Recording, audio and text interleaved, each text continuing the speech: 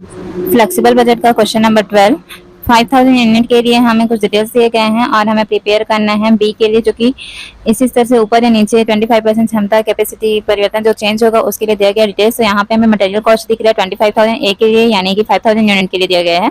और ये जो है बी के लिए 100% वैरिंग हो जाएगा। इट मीन्स ये जो है वेरिएबल कॉस्ट के अंतर्गत जाएगा।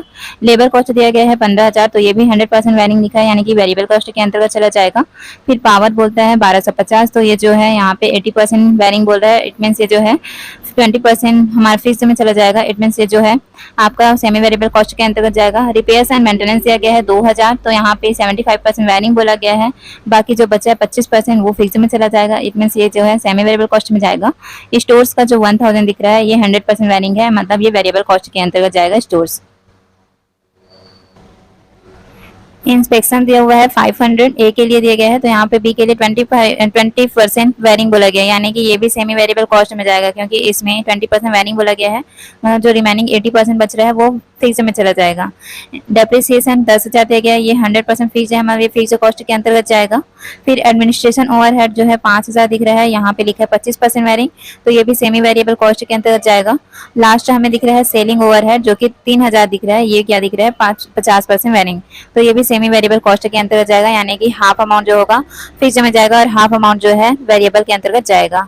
तो यहाँ पे टोटलिंग दिया हुआ है 62,750 ए के लिए, हमें बी के लिए प्रिपेयर करना है। और यहाँ पे कॉस्ट पर यूनिट भी दिया गया है 5,000 यूनिट के लिए 12.55 हमें। और पूछा गया है प्रिपेयर करना है flexible budget 4,000 unit and 6,000 units के लिए हमें फ्लेक्सिबल बजट तैयार करना है। क्वेश्चन नंबर 12 का सॉल्यूशन यहाँ पे रहा। फ्लेक्सिबल बजट हमें तैयार करना है 5000 यूनिट के लिए, 4000 यूनिट एंड 6000 यूनिट के लिए हमें प्रिपेयर करना है। 5000 यूनिट के लिए हमें डिटेल दिया गया था, अब हमें प्रिपेयर करना है 4000 एंड 6000 यूनिट के लिए। तो सबसे पहले हम फिक्स्ड कॉस्ट में देखेंगे, तो फिक्स्ड कॉस्ट के अंतर्गत हमें ऑनली डेप्रिसिएशन दिया गया था, जिसका अमाउंट दिया गया था 10,000, वो 5000 यूनिट के लिए दिया गया था हमें 10,000। तो 4000 यूनिट के लिए हो जाएगा हमारे सामने 10,000 और यहाँ पे भी 10,000। बिकॉज ऑफ फिक्स्ड कॉस्ट है, ये कभी भी चेंज नहीं होता जब तक हमारे क्वेश्चन में कुछ नहीं कहा जाए। तो यहाँ पे कुछ भी नहीं कहा गया है, इसलिए सारे लेवल पे अमाउंट सेम रहेगा। और यहाँ पे ऑनली फिक्स डेप्रिसिएशन था, इसलिए इसका टोटल जो होगा 10,000 10,000 और ये 10,000 होगा। अब हम प्रिपेयर करेंगे वेरिएबल कॉस्ट। तो वेरिएबल कॉस्ट में हमें दिया गया था मटेरियल कॉस्ट। मटेरियल कॉस्ट जो दिख रहा था 25,000 था। अब इस 25,000 का हम 4,000 यूनिट के साथ कन्वर्ट करते हैं तो 20,000 आता है, यानी कि 25,000 इंटू 4,000 डिवाइडेड बाई 5,000 करेंगे तो यहाँ 20,000 आएगा। इस 25,000 को हम गुणे 6,000 करेंगे, बटे क्या करेंगे 5,000, तो यहाँ पे 30,000 आएगा। लेबर कॉस्ट का हम देख पा रहे थे यहाँ पे 15,000 दिया गया था, 15,000 का 4,000 यूनिट करेंगे तो यहाँ पे 12,000 होगा, और 6,000 यूनिट के लिए करेंगे तो यहाँ पे 18,000 आएगा। वैसे स्टोर्स के लिए हमारे पास दिया गया था 1,000 का 4,000 से इंटू करेंगे डिवाइडेड बाई 5,000 करेंगे तो यहाँ पे 800 हो जाएगा, और 1,000 का 6,000 के साथ इंटू करके डिवाइड कर देंगे 5,000 से तो यहाँ पे 1,200 आएगा। तो इस तरीके से हमारे पास वेरिएबल कॉस्ट में ऑनली 3 ही डिटेल दिए गए थे, तो तीनों का हम टोटल कर देंगे तो यहाँ पे 41,000 होगा, यहाँ पे 32,800 हो जाएगा और यहाँ पे 49,200 होगा। सेमी वेरिएबल कॉस्ट के अंतर्गत हमें पावर दिख रहा था, तो पावर में वेरिएंस के रूप में दिया गया था 80%, तो बाकी जो 20% है वो फिक्स हो जाएगा। पावर के लिए जो टोटल अमाउंट है वो 1250 दिया गया था, तो 1250 का 20% जो होगा 250 आएगा, और वेरिएंस निकालने के लिए 80% करेंगे 1250 इंटू 80%, तो यहाँ पे 1,000 आएगा। अब हमारे पास जो फिक्स है 250, ये हर लेवल में फिक्स जो होगा, यानी कि 250 हर लेवल पे आएगा। फिर हम निकालते हैं 5,000 यूनिट के लिए, तो यहाँ पे 1,000 आया। अब इसको हमें निकालना है 4,000 यूनिट के लिए, तो यहाँ पे 800 होगा, और 6,000 यूनिट के लिए हो जाएगा 1,200। अब हम प्रिपेयर करेंगे यहाँ पे रिपेयर्स एंड मेंटेनेंस, जिसका अमाउंट दिया गया था 2,000।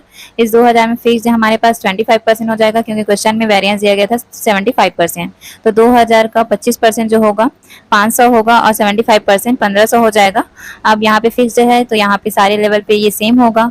अब हमें निकालना है इस 1,500 का 4,000 यूनिट के लिए, तो 1,200 आएगा, और 6,000 यूनिट के लिए हो जाएगा 1,500 का 1,800।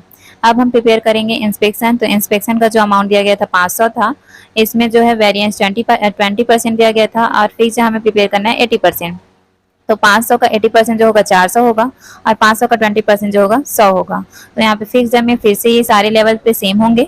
उसके बाद 100 का 4,000 यूनिट से इंटू करके डिवाइडेड बाई 5,000 करेंगे तो 80 आ जाएगा, और 100 का 6,000 यूनिट के साथ इंटू करेंगे और डिवाइड करेंगे 5,000 यूनिट से, तो यहाँ पे 120 आएगा।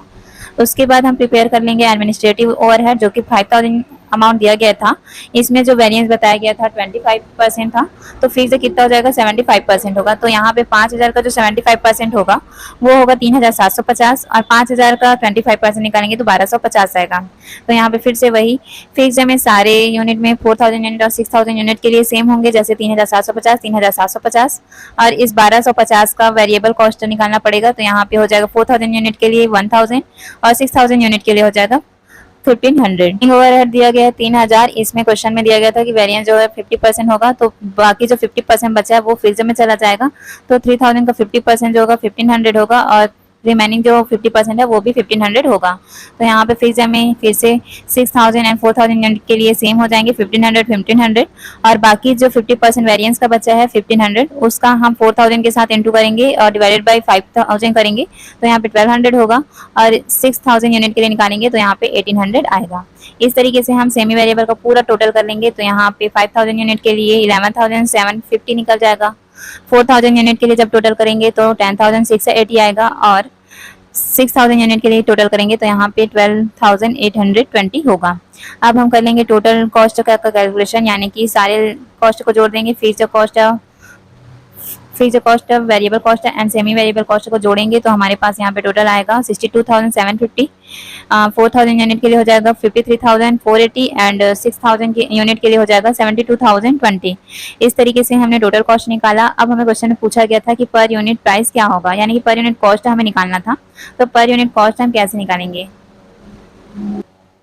यहाँ पे हमने 5000 यूनिट के लिए पर यूनिट निकाला है, तो यहाँ पे टोटल कॉस्ट को डिवाइड कर देंगे 5000 यूनिट से, तो यहाँ पे हमारे पास 12.55 आ जाएगा, जो कि 5000 यूनिट के लिए दिया गया है कॉस्ट पर यूनिट। अब हमें यहाँ पे 4000 यूनिट के लिए निकालना है, तो टोटल कॉस्ट से हम डिवाइड कर देंगे 4000 से, तो यहाँ पे हमारे पास 13.37 आ जाएगा।